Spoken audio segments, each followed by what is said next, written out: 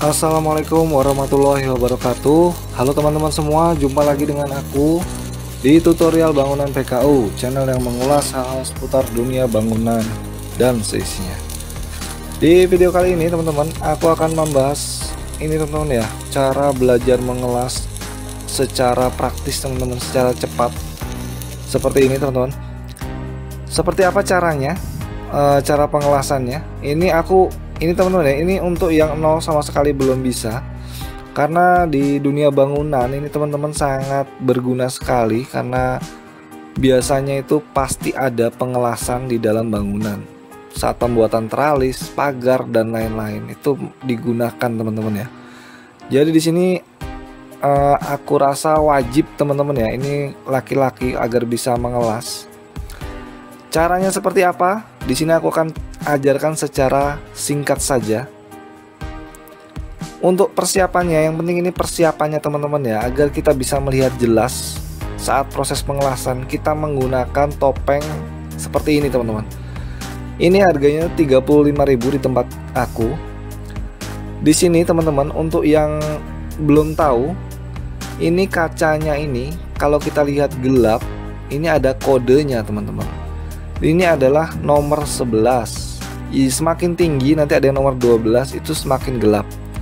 Jadi kalau teman-teman rasanya gelap tidak terlihat, itu bisa nanti beli yang lebih rendah nomornya, 8, 9 atau 10. Tapi kalau bisa itu 11, 12 teman-teman ya. Paling ini kalau bisa 10 lah teman-teman. Ini seperti ini kode-kodenya teman-teman ya.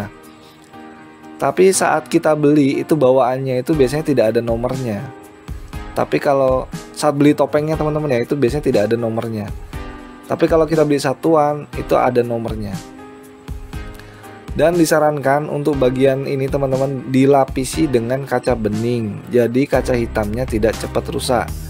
Karena kaca bening ini harganya 1.000-2.000-an. Itu kalau terkena percikan kembang apinya teman-teman itu tidak bisa hilang. Jadi kalau tidak dilapisi akan cepat rusak. Setelah topeng ini teman-teman, ada juga itu kaca las yang otomatis. Itu jika teman-teman agak kesulitan teman-teman ya, tapi yang sudah biasa menggunakan yang standar, kalau menggunakan yang otomatis itu kadang itu agak pusing teman-teman, karena kedip-kedip gitu teman-teman ya. Di sini yang otomatis ini terang teman-teman, sangat terang seperti ini tuh teman-teman ya. Tapi jika ada api nanti akan gelap teman-teman. Tapi kebetulan punya aku ini udah rusak. Jadi ini harganya 135.000 aku beli. Ini teman-teman ya, sangat jauh kan harganya. Jadi kelemahannya itu nanti kalau kita keringetan, kena keringet kita di bagian kacanya, ini dalam ini ada sirkuitnya teman-teman, ada MCB-nya. Ini teman-teman ya, bisa error atau cepat rusak. Jadi seperti itu kelemahannya. Tapi kalau yang sudah biasa itu lebih nyaman yang pakai topeng biasa teman-teman. Untuk kawat lasnya sendiri di sini aku menggunakan RD460 dan RD260. Apa sih bedanya? Yang 460 ini biasanya untuk pengelasan 1G atau S1F. Jadi pengelasan bawah teman-teman biasanya. Seperti ini pengelasan di bagian bawah. Dan untuk persiapannya juga teman-teman, untuk yang 260 itu biasanya untuk tegak teman-teman ya, horizontal, vertikal dan lain-lain. Ini kemiringannya teman-teman harus dilihat, ini sekitar 70-80 derajat seperti ini. Jadi kita belajar garis aja dulu. Kita nyalakan, nanti kita nyalakan set. Teman-teman gak usah takut saat pengelasan, itu cuma awalnya aja susah menyalakan teman-teman ya. Tapi kalau sudah saat menyalakan teman-teman ditarik aja sedikit, nanti kalau sudah nyala itu gampang teman-teman, tidak akan nempel-nempel lagi. Tapi teman-teman tinggal lihat arusnya.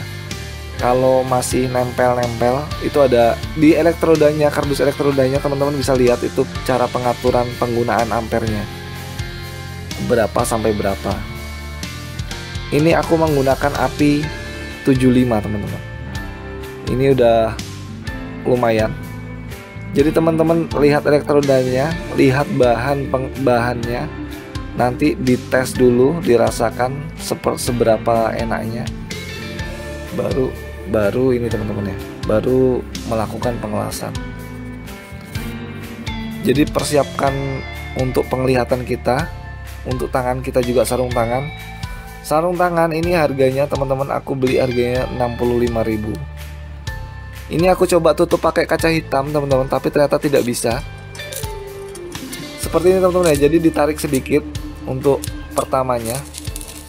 Nah, jadi kalau sudah nyala teman-teman bisa lihat, kalau sudah nyala ini dilepas setangnya.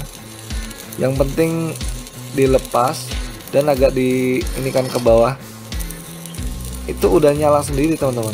Aku coba pakai jari kelingking, ini teman-teman bisa lihat. Oke teman-teman, jadi bisa dipelajari teman-teman ya. Jadi kalau sudah nyala itu dilepas saja bisa nyala sendiri teman-teman. Biasanya saat awal-awal aja yang agak susah teman-teman. Nah, seperti ini teman-teman ya. Untuk harga mesin lasnya sendiri teman-teman bervariasi, ada yang 650 dan seterusnya. Tapi kalau bisa teman-teman pakai yang merek ini teman-teman yang sudah agak terkenal, jadi siap tempur teman-teman. Kalau yang 650 600 itu biasanya itu kabelnya nanti cepat rusak, kabelnya, karena di sini teman-teman ya, terus terang ini berhubungan dengan panas. Ini kabelnya aja teman-teman, saat kita menggunakan pengelasan nanti akan panas. Jadi kalau yang murah-murah biasanya cepat rusak di kabelnya atau di trafo bagian dalam. Nanti kalau rusak trafonya itu gantinya sangat mahal teman-teman, bisa setengah harga baru. Oke teman-teman, sampai di sini bisa disimpulkan. Jadi saat pengelasan akan kita mulai, itu yang penting adalah keselamatan kita, dari helm, dari topeng, sarung tangan. Itu yang pertama. Baru kita tentukan benda kerja yang akan kita las, kawat yang akan kita pakai, itu jenisnya apa. Itu nanti baru kita setel ampernya.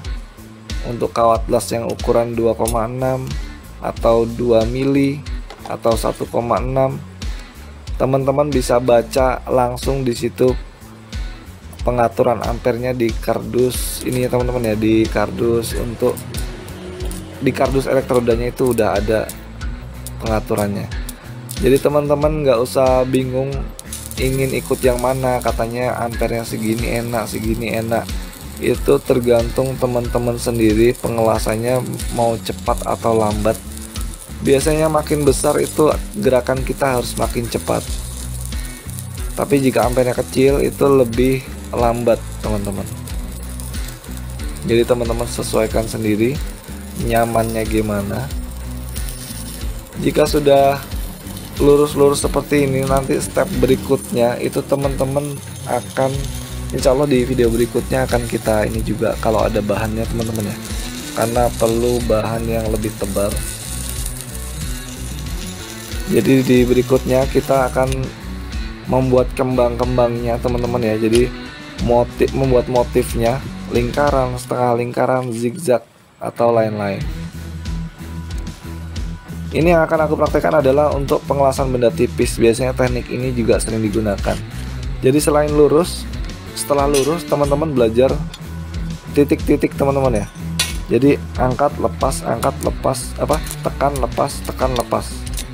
Jadi setelah lurus tekan lepas, baru kita nanti akan masuk ke motif seperti ini teman-teman ya. Lepas, angkat lepas, angkat lepas. Jadi jangan sampai baranya itu redup langsung tempel lagi, mau redup tempel lagi. Seperti itu teman-teman, itu untuk pengelasan benda tipis biasanya. Oke, sampai di sini dulu. Semoga penjelasannya jelas buat teman-teman yang baru belajar, mau belajar mengelas. Semoga videonya bermanfaat buat teman-teman semua, merangsang teman-teman agar ingin belajar las juga.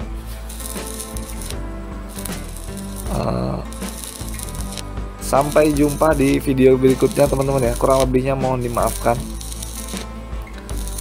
Oke, wassalamualaikum warahmatullahi wabarakatuh.